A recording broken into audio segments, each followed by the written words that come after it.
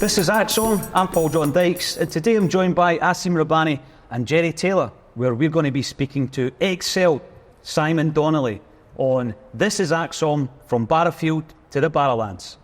So from Barrowfield to the Barrowlands, Simon Donnelly, you spent a fair bit of your time at Barrowfield. You know, you're training there, bounce games even up at Barrowfield. It's got a bit of a reputation. How did you enjoy it? What's your memories of Barrowfield? Mostly good memories. Drove by it today on the way here and it's all getting done up. For many a year I drove by it and it was just exactly the same as I'd left it. But it was good times. 2 pitches there where predominantly the reserves were on one pitch, first team were on the other pitch, so you were always kind of aspiring to get there. Having to run from the Celtic Park sometimes, depending on how good the training session was, that might have been the punishment to run back to Celtic Park. But on the whole, good memories. So it must be mad for you now, so when you're passing it and you say it reminded you that when you used to train there it was just the 2 pitches, and you see the way they upgrade everything now and the way they've got all these facilities. Do you ever get jealous of it and think, I mean, you were a brilliant player, so I'm not taking that away from you before he jumps in and says it, but do you ever get jealous and think, how much better could I have been if I had those facilities available to him? To be honest, I sometimes think the opposite with that, and the reason behind it is I think some of the youngsters nowadays can maybe get a wee bit comfortable with all the state-of-the-art stuff. The sports science bit, I really think there's a huge value, because I think you know more of what they're doing relevant to a game nowadays, right, opposed to back in my day where you would just go up the gym, bench press and think that was you done. It's a wee bit more developed, that side of it, but I think that made us, you know, as I say, it was simple. It was 2 pitches and you were working hard here because you were trying to go on that pitch. Yeah. We could see them training literally in the next pitch, and that's where I want to go. So I think that kind of moulded us a wee bit. It's like, now they're all lying in freezers smeared in avocado and all that. Yeah, in these cold chambers or whatever they can call them now. But listen, there is obviously the science side of it has moved on. I think they're all fitter and stronger. But I don't think it hindered us as football players. I think the way you said the 2 setups was a big part of your motivation, like in terms Definitely. of, I think it was Lou Mackay that gave you your kind of breakthrough after being at the club for over a year. Yeah. Were you just smashing it in training and that's what kind of caught his attention? Or?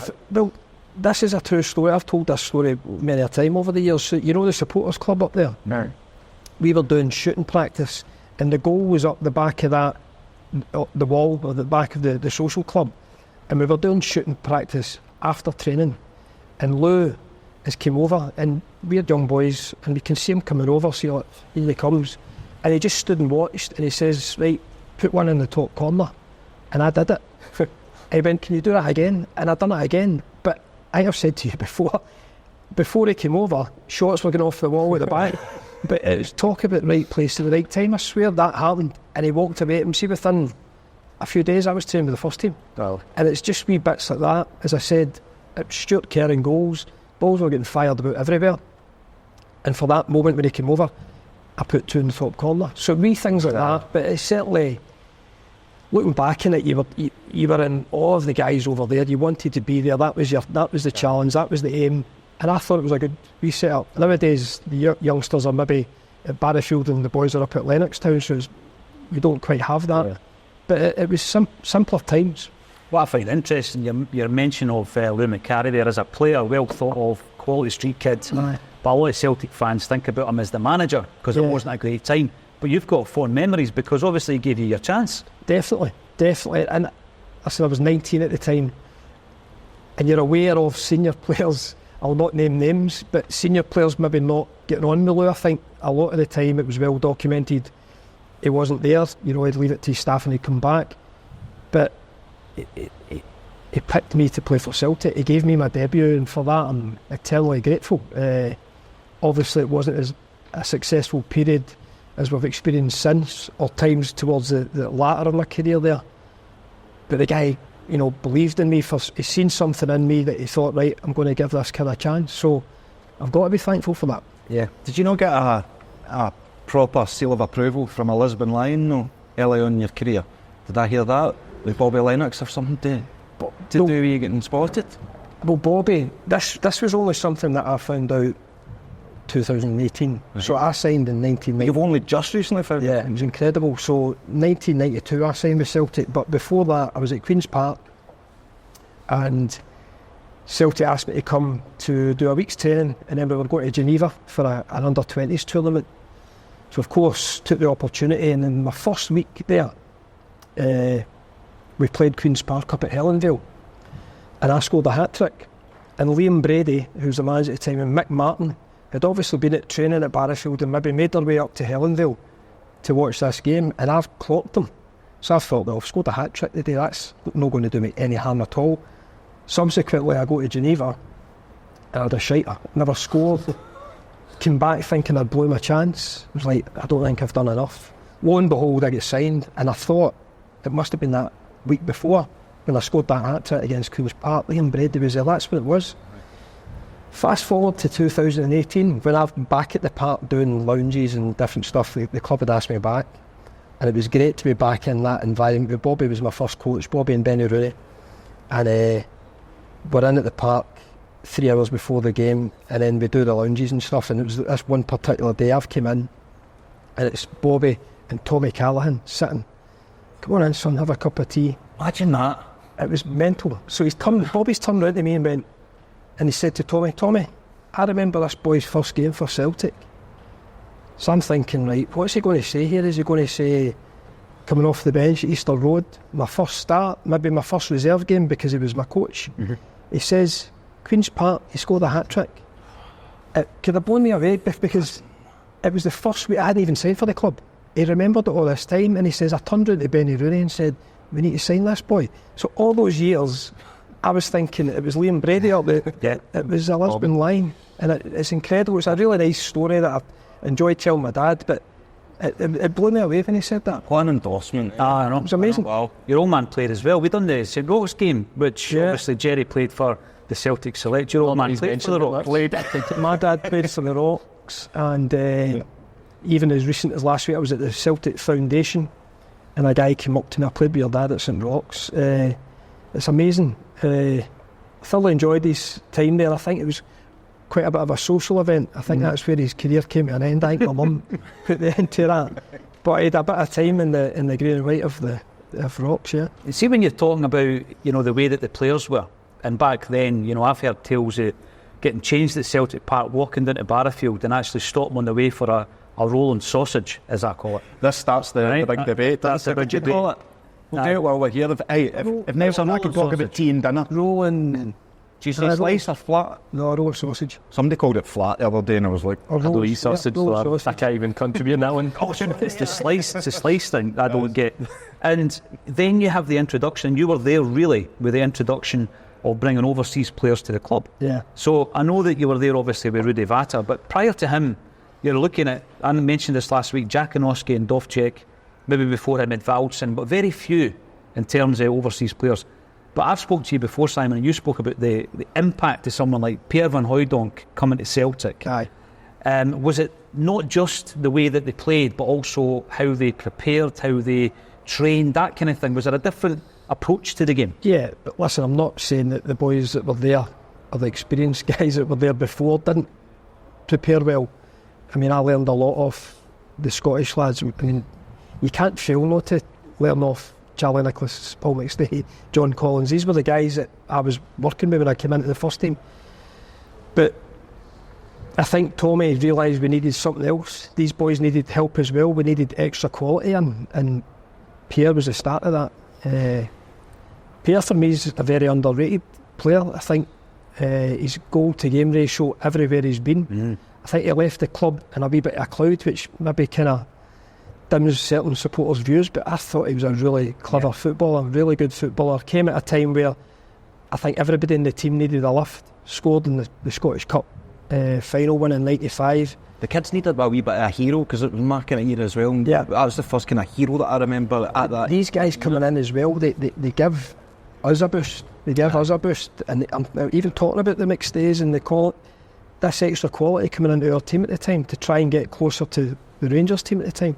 And he was the start of that. Then you had Andy Tom, George come in, the Canio later on. It was great to work with these guys. It was just seeing different ways of how they done it. and you're learning off players. You learn off good players. See, back then though, did George have a bum bag, Simon? Did he carry his wages around? He's got them in a bum bag. Oh, recently, he's brilliant, isn't he? Recently, he's cracked us up singing his own song that night. George is a great guy. You know, I've met up with him at different things over recent times. Follow him on Instagram. He's this builder now, renovates all these old properties. He's doing well for himself.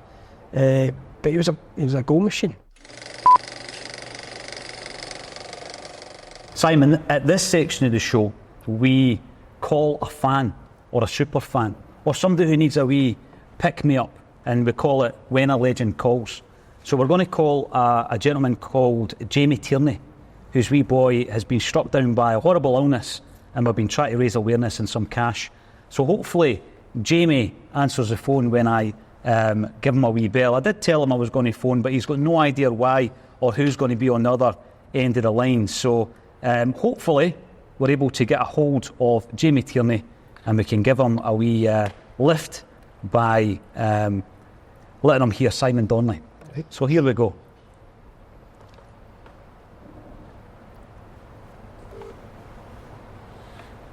Why am I getting nervous so, mate? I can't call.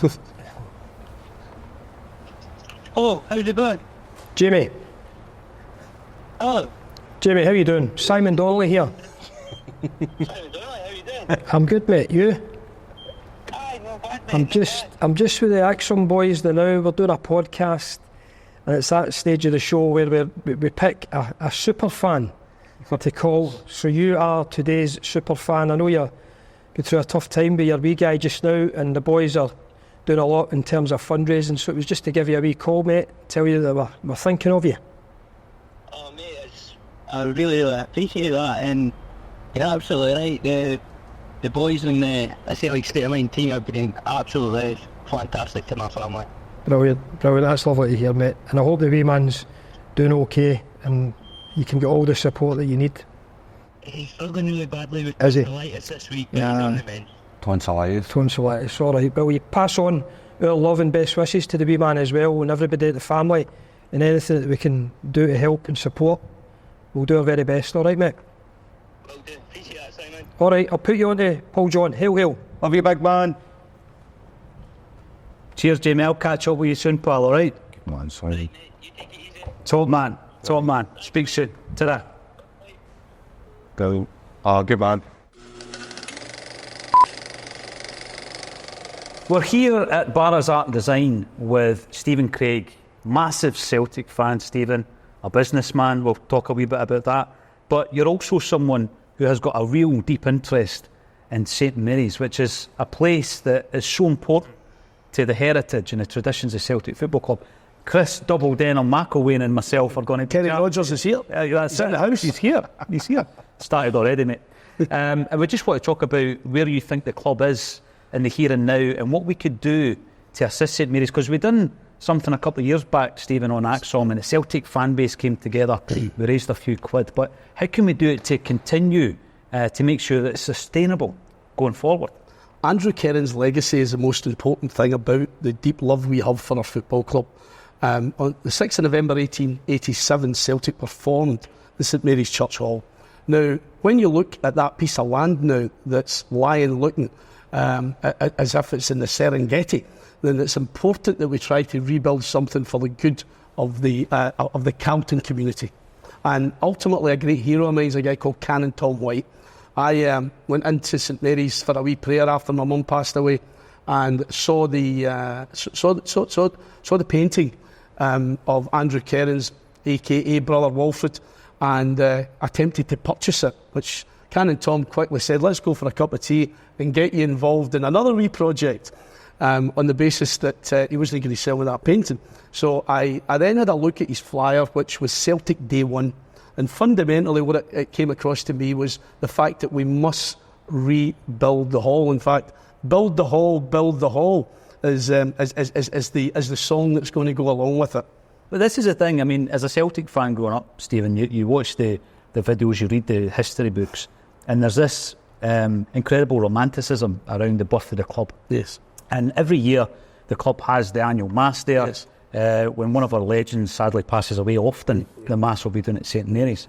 But we had an appeal a few years ago. It was surprising to a lot of people that they were on hard times. They were struggling and they didn't have the finance to fix the roof or the heating. And we're in a situation again where St Mary's needs our help, doesn't it? Hugely, and the indomitable and the very unique Canon Tom White, who's at the heart of that community for 27 years with St Mary's and St Alphonsus, is a great friend, and he became a great friend through me trying to buy the Burke Brother Walford painting, and ultimately then thought, what about Celtic Day 1 and rebuilding the hall where on the 6th of November 1887 Celtic were formed, and it's a project that is we will build that hall. And I would never be prouder, and it kind of takes its roots in one thing. My father passed away 8 weeks ago, and he gave me the greatest gift you could ever give anyone, and that is being a Glasgow Celtic fan. I think there's something to be said about coming from a generation who never got to witness, say, the Lisbon Lions and Celtic's greatest triumph. But we grew up as Celtic fans largely because of our parents, as you say. And obviously the songs, if you know the history. And I think one of the biggest tragedies of modern football now is that a lot of fans don't know or recognise the history. Cool. I mean, you think back to Celtic being founded on what is really charitable foundations. That should never be lost. And I think, what a legacy to be able to bring that to the new generation, what Celtic was built upon, and what it meant to so many people over that period. So I think the work around St Mary's is incredible, but it's something that actually will transcend just acknowledging history. We're actually bringing Celtic's foundations into the modern world. We need to bring in the Archdiocese of Glasgow, and we also need to bring in the football club. And the football club, although I haven't had any conversations directly with the hierarchy, I'm told they're supportive. I did have a conversation with Archbishop Nolan, and I think we're going to follow up with another conversation next couple of weeks, just to maybe give them a gentle nudge in support of what we're attempting to do. But I think largely the Celtic community needs to come together, because I also think if you look at the opportunity of starting at St Mary's and walking up the London Road to Celtic Park, that's where the museum could be as well, and there's a lot of space and land there that maybe from an entrepreneurial point of view, and what they are sell jeans and t-shirts, and ultimately if it was me and I'm sitting there and try to advise people and counsel people on the financial opportunity and the remuneration that could go back into, yes, the Carlton and the charitable deeds that Andrew Kerrins that kicked us off in, many moons ago. Fundamentally what we need to do though is also say, let's tell this new generation of Celtic supporters a wee bit more about the history. So Stephen, as a Celtic fan, I went to my first game in '87. We've all got these memories. You were speaking there about that being the greatest gift anyone can ever give you. I can't think of a time where Celtic's not been omnipresent in my life, through my dad, uncles, cousins, that whole thing, and being excited when the old fella was coming home from the games and just wanting to go myself. Eventually you get there, you graduate to being allowed to go on the buses and all this kind of stuff. And I am Celtic 24/7, yet I don't know what the vision of the club is. I read everything I can about the club, I watch everything I possibly can about Celtic. I don't know what the next 3 or 5 years is in terms of a plan. Why is that? Ditto. And I built many brands over my time in an industry that I actually arrived in fashion on the basis that I get 4 free flights home from Boston and New York to come back to Scotland, and I came home for every Celtic versus Old Co game. And ultimately what happened there was I met the guy who owned Timberland on the flight, and also I got my girlfriend pregnant. I needed a job back in the UK, and as the great Maggie Alone, my grandmother, said, get yourself home, son. So I came home, did what I'm told when Maggie spoke, and fundamentally Celtic has been omnipresent in my life as well. But in terms of the brand, we are the biggest football club on the planet. Wherever there's an Irish pub or there's a Celtic pub of any circumstance, there's the ability for Celtic to tap into revenue there. But that then has to actually tie in to a strategic goal. My view is very, very simple. If we're not getting a Lisbon in our lifetime, then why am I organising my global diary round about Glasgow Celtic? Stephen, as a successful businessman, but also as a real football man, a Celtic supporter, what are the fundamental things that you would change if you had the opportunity at Celtic at the moment? I think the situation with Dermot as the single biggest shareholder is wonderful, because he's a very wealthy man. He's 72 or 73 at this moment in time, and I think his legacy must be coming into his mindset. And I think it's great that we have him. I think Celtic's performance financially under Peter stewardship is outstanding. However, I don't know what the vision is, and I don't know if it's a Lisbon in our lifetime. And I think the support deserve that. Yeah. I also think we need to be much more transparent with the support. Being transparent and engaging with the support for me would do one thing, which would further actually bolster the foundations of this magical house and allow us to go forward and join hands and jump together. Stephen, would you come and join us again on a Celtic State of Mind in the future? I would love to, and I fundamentally think what we're doing here with this wonderful medium is we're asking the questions that every Celtic supporter, wants answered, and wants answered on the basis of the fact that we deserve answers. We deserve to go forward in a way that gives us genuine hope that there is a Lisbon in our lifetime. So it's interesting you mentioned the likes of Hooijdonk, because obviously with the Three Amigos, there's kind of been a perception amongst fans that attitude maybe was a problem, or they thought they were above the rest of the squad. But from hearing what you're saying about Pierre and even Paulo, they trained like proper pros. They came in, day out, and set the standard almost, which again sometimes might be surprising for fans to hear that. Is that kind of what it was? Did you younger players look up to these guys as the club's going places now? I did, yeah. I think I learned a lot off each of them in different ways. From the minute Pierre came in, even Paulo, I'll tell people, Paulo was one of the hardest trainers that I ever trained with. He was so committed in everything that he did. So there was nothing there. I think the problems obviously was their contracts and stuff, which again you would need to speak to them. But see, as a teammate, they were great for us. They were brilliant in a time where Celtic were trying to get closer to Rangers across the city, and these guys were bringing quality to our team. And I think when you do that, I think Tommy Burns recognised that when he got these players of a calibre in, it would have brought the best out in the ones that were already there. And I certainly felt that when the boys were there. Am I right in saying that you rate Pierre almost as highly as Henrik? Yeah, listen, I think he's as intelligent, clever player as Henrik. I think Henrik kind of stands out. Yeah, it was only this morning I'm watching somebody put up his Barcelona stuff. I'm like, wow. But Pierre, I think, does go under the radar a wee bit. I think just because of the way he left the club. But for me, a clever footballer and somebody that came at the right time for the team, and probably me on a personal level as well. I enjoyed playing with him. See, the thing though, Simon, even when we put the gig on last year, there was a backlash. I mean, it sold out like that, but there was a backlash of fans saying, why you, because these guys left us in the lurch and all this. So there's a perception. There is a perception, but it's all, listen, we're in a time of social media as well. It's always the negative that tend to get heard.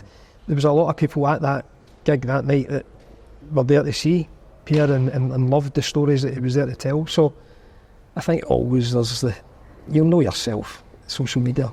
I've had a few run-ins, Simon. One or two. What I was going to ask you about Paulo is your ex-teammate Peter Grant told the story that Tommy Burns put him into a room with Canio so that he could get him to understand the culture of Celtic Football Club and all this kind of stuff. And he got quite pally with him eventually, but he said that not only did he bring different preparation techniques, he was the first guy that he would see giving himself an all-over body shave, so that it made him more aerodynamic. And Peter was a wee bit concerned with that kind of approach. I mean, was he quite eccentric, Paulo? To say the least. I don't know if it was aerodynamic or just what it looked good. He used to speak to himself in the mirror in the dressing room and ask himself why he was so beautiful. Well, like Bruce Willis and Friends, just like John Collins, or what were you talking about then? Why am I so beautiful? Do you know what? The guy could get away with all that because he could carry it on the pitch. If he was any lesser of a player, he'd have probably get done in the dressing room. But he was larger than life. I don't know if that was the right combination for him and Granty to get it. I think he tormented Granty. I think he was putting fish under Granty's bed and all sorts of stuff after meeting him 2 days. So I don't know what the thinking was behind that one with TB, but I think, as I said, he could carry it off because he was so talented, and he never cut corners in training. That was something that sticks in my head to this day, the way he went about his training. So he was really serious, and you see that everyone kind of looks at him and thinks, oh, he's a bit of a nutcase. He's really serious, but he's also got that kind of that banter side where he would try and wind you up and have a laugh. Aye, was it banter? I don't know. I think it was brilliance. Eccentric Italian side. I don't think it was deliberate pranks and stuff. I think it was just the way he was. A bit of a nutter. But a hell of a talent as well. Aye. So when you look at the season that led into the campaign where we bring Canio, and it's hard to argue that if you bring in an AC Milan former Juventus player that he's going to diminish anything within the squad. But we didn't do as well when Canio was here. And I'm not blaming him, Simon, absolutely not. But in terms of watching it, in case he's tuning in, you might want to come in on the show, but that would be controversial. But did we lose a wee bit, do you think, in terms of the morale and the way that there was a rhythm with the team? I think maybe lost a wee bit of rhythm, not morale as such, but I think balance, and it's because he went on to do brilliant things after Celtic as well down in the English Premiership. He was such a talented player. a goal for West Ham. Aye, he was amazing, but it's hard to put your finger on it. But I know what you're saying, that there was a wee bit of balance. I think TV was trying to get all that talent into the team in some way, and I don't think it was as fluid as before. I think the season before he came was the one we went with one defeat, and any other season that happens, you win the league. Too many draws, but the football, and even I was at a thing at the weekend there over in Ireland.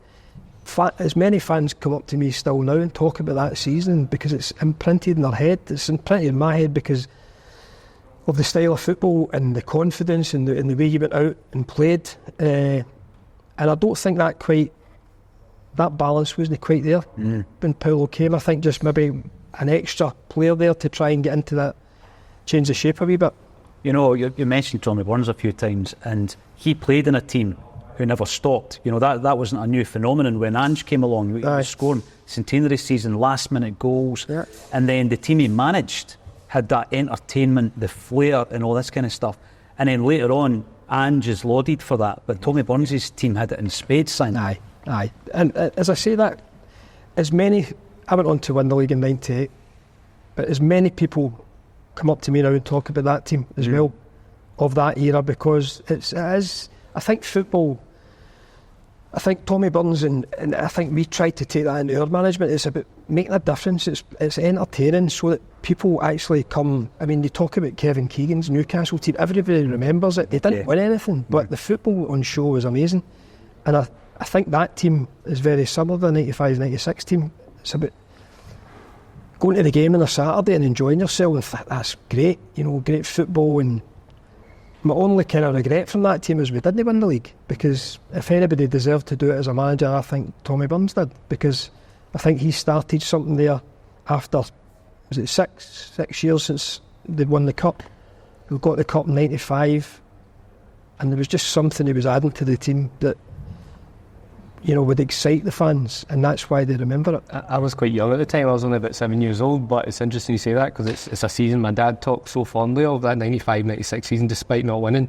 And I think it was just really, really fitting that we managed to get the Scottish Cup that season. And as you say, if you look at it now, if we were just to win a Scottish Cup, people would not look at that as a successful season. But I think the fans really appreciated what Tommy was doing that year and the kind of football they played, and it almost set the groundwork for what was to come in a couple of years' time. Obviously, the foundations were there. Just added that maybe an extra bit of quality, maybe defensively, which then led to the title win, obviously in '97-'98. Yeah, I spoke about last week. I asked him about the goalie situation. I know you don't want to have a dig at any ex-teammates and stuff, Simon, but you played with Shay Given, didn't you, at Celtic? And, Shay Given had sat on the bench prior to Tommy coming in for Celtic in a game against Rangers. The old firm New Year derby, I can still call it that, right? Because it was at the time. Exactly. And Shay Given was kind of on the edges, the periphery of the team. By the time Tommy Burns' team is going a season with one defeat and then into that campaign with Paulo Canio, Shay Given's playing for Blackburn Rovers. Yeah. He's playing in the Premiership. And had we managed to keep him, I mean, you know better than us, you've seen him at the training, the way that he approached the game, we dropped a bollock no signing him, didn't we? Aye, but again, it's a weird one, that, because we had a guy called Stuart Kerr at the time, and if you'd asked me to pick between the two, and listen, I've seen Shea over the years, we've not discussed it, he might not thank me for it, but at the time I thought Kershaw was the better goalie, better shot stopper. I think where Kershaw maybe struggled a wee bit was with the ball at his feet a little bit, but it's a bizarre one, because I think... So you'd have picked him? That's mad. You've never right? told Shea this? Not to his face, unless he watches this. But listen, it's not to say that Shea wasn't... Well, at the time, if I had to pick one, it would have been Kershaw. I thought a future Scotland number one, but things didn't materialise for him. I think Martin O'Neill came to the club, and that was, his time at the club finished. It's just funny how certain ones, go down a path, but you look at it after the event, Shea's went on to, so many caps for Ireland, played in the Premiership all these days. It's football at times. Sometimes that happens. Just go back on just talking about the great man Tommy Burns, and it's well documented just how amazing a guy he was. You'll have your own stories about him, but it was up to him to move you from striker to put you on the right. Am I right in saying that? Yeah. And then that's when you obviously struck up that amazing partnership with your bestie. See, when I think about it now, that maybe saved my Celtic career. Seriously. I was at a kind of wee crossroads where I'd had the Hampden season where I was a striker, and I'd always kind of seen myself as a striker, and I didn't score a goal. They'd come in at the tail end of the season before, scored 5 and 10, and I remember thinking to myself stupidly, this is easy. I'm scoring every single game here, this is easy. I was quite quickly brought back down to earth the following season. I had a lot of injuries and didn't play a lot, but I struggled, whether that was players getting to know you, from other teams. Maybe my confidence took a wee bit. The season in general wasn't a very good one for the club. I really struggled, and then I came back the following pre-season, and that's when I had that conversation. He says, I'm going to take you away from there. I'm going to play you in a deeper role where I think your game will suit, between the midfield and the strikers.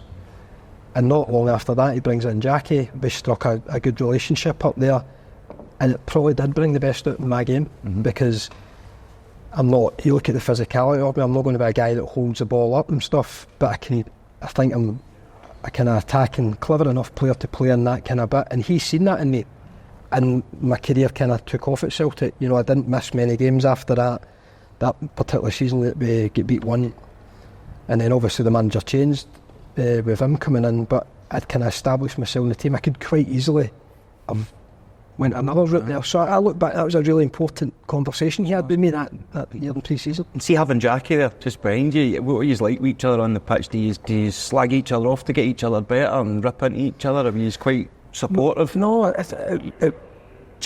we've spoke about it loads of times. Jackie says, we worked at it. We did work at it. Tommy Burns used to take myself, Jackie, Brian McLaughlin, Stuart Gray, guys of that ilk up to training in the afternoons, and it would just be wee patterns of play, just wee bits to put in your head, wee ideas. But there was something with Jackie on the pitch that I knew I'd cut inside, and if he was, I wouldn't even need to look, I would know he was there. And I think it was vice versa. It just sometimes clicks. And it did with us, by the way, on and off the pitch. We're good pals to this day, and that's just, you can't explain it at times. I knew where he was, I knew where he wanted the ball, and I think it was vice versa. As I say, he's gave TB some credit, quite rightly.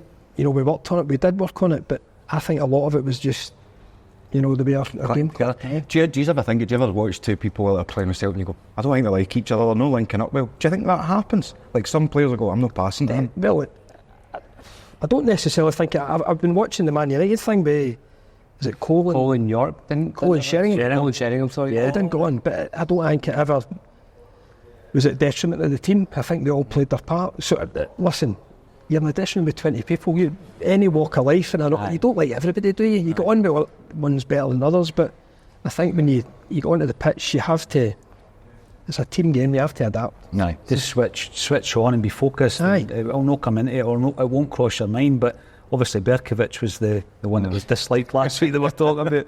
But see, you're talking there about Jackie, and I look back on that team, And I remember when Jackie signed and he had this baggy Celtic top on. It was about 5 sizes too big. The tops, But when you think about it, Simon, it was the 90s, right? And it was Britpop, and it was still a bit baggy from the Mondays days and all that. It was a bit too so baggy. like baggy off the pitch then, but no. See, when I look at all the strips now and they're all fitted, you're like, why?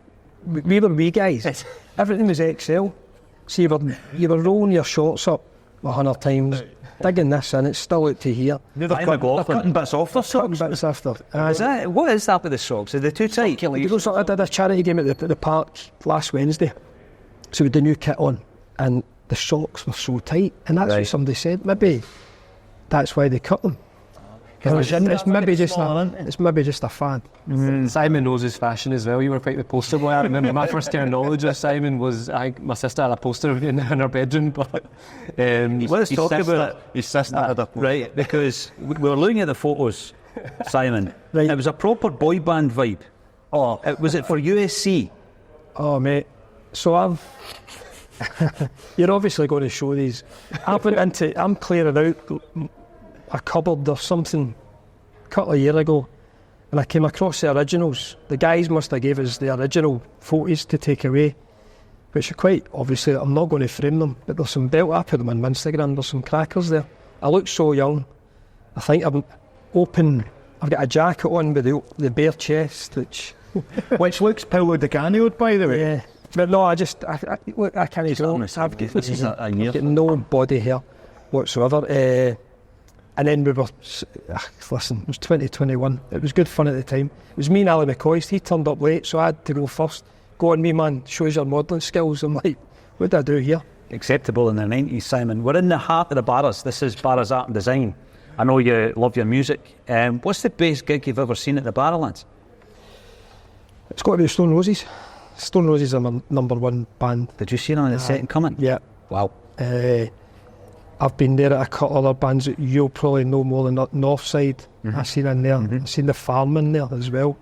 Some great bands over the years. Right into my music, but the Roses are my number one. I missed the Oasis. Went there just after I'd left.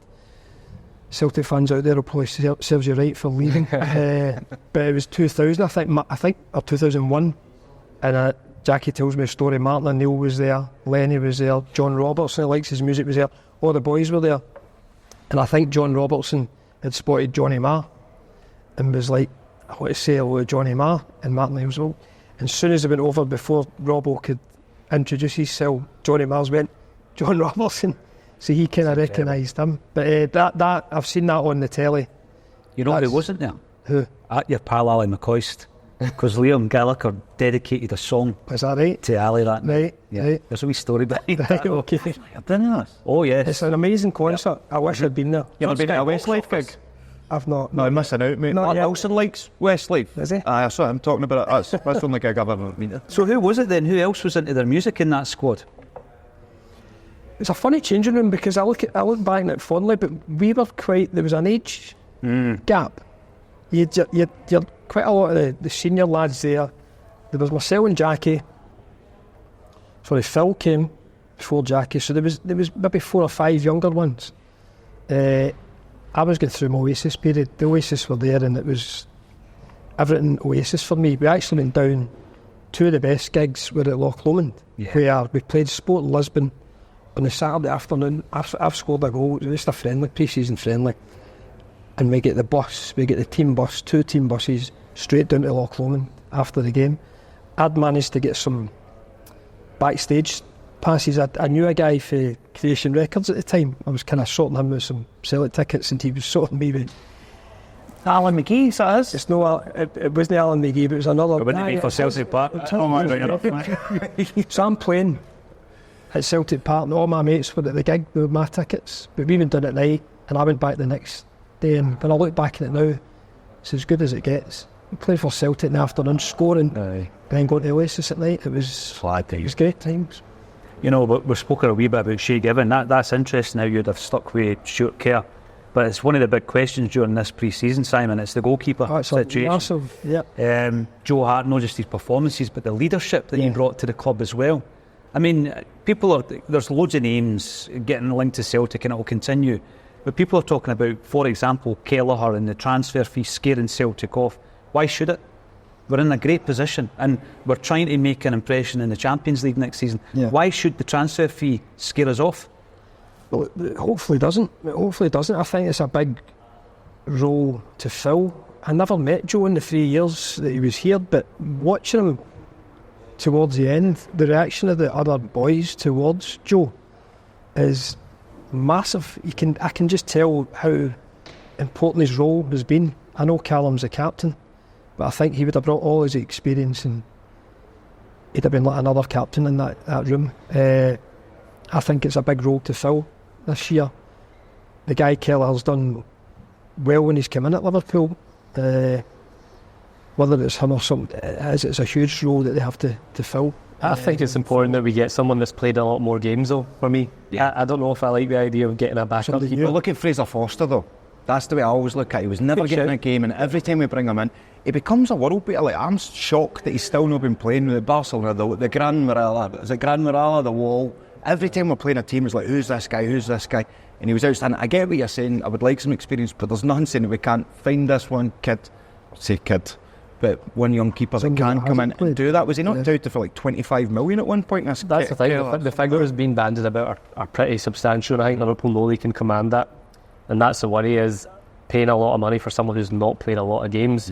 But as you say, sometimes you get the exceptions where you just know they're going to be top quality and you have to take that punt.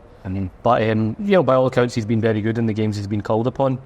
But that would be my worry. I'd want someone that's played a lot of games. I think the board's a bit fingers bumped by Barcast type thing. They're like, oh, we spent 6 million on a goalkeeper and possibly what happened? Possibly shows there's no guarantee, doesn't it? Yeah, you don't know the background there. Again, he was in goals at a difficult time, wasn't he? Yeah. The team were struggling. But certainly Joe Hart was one that's come in and really impressed with him. I mean, huge experience. And I think the effect the club's had on him as well is evident. But I just watched the boys reacting to him. I think the St Mirren game and then the cup final, you can just tell he's been a big character in that dress. I want to touch on something that you kind of just spoke about, the impact he had on others, and just kind of going back to your time at Celtic. We've kind of not touched on it too much, but the year that we stopped to 10, who were the kind of main characters? Because that, obviously you were quite young at the time, but the pressure, because I remember just going up, I was about 10, but I remember amongst the fans it was just such a tension that year that we had to win this. You were in amongst the heart of that, but as a younger player, who were the kind of experienced heads that made sure that you kind of stayed calm, stayed relaxed, and did you feel that pressure?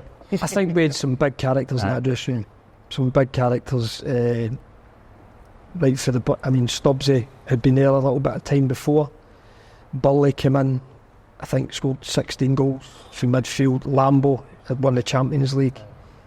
Henrik, even in that early stage, it was a good dressing room. Yeah. It's a bit of I think we spoke on before the show started here about doing. I think that season's a film. I think somebody should make a film of it.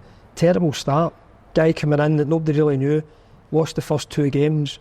People probably crying for his head after 2 games. That ridiculous. So many new players came in.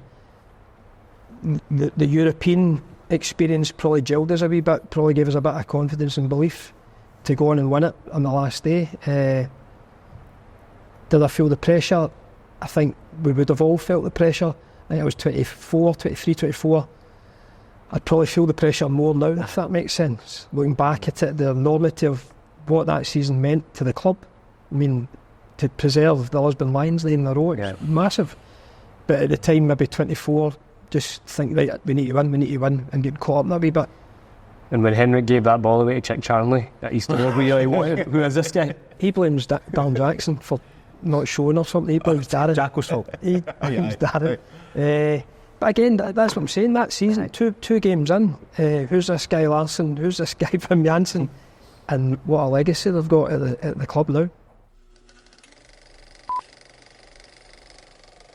Finally, Simon, we're in the pre-season. We're looking towards Europe. The teams you played against some quality sides like PSG and Liverpool, who have gone on and developed, whereas I think we've kind of stood still a wee bit as a football club.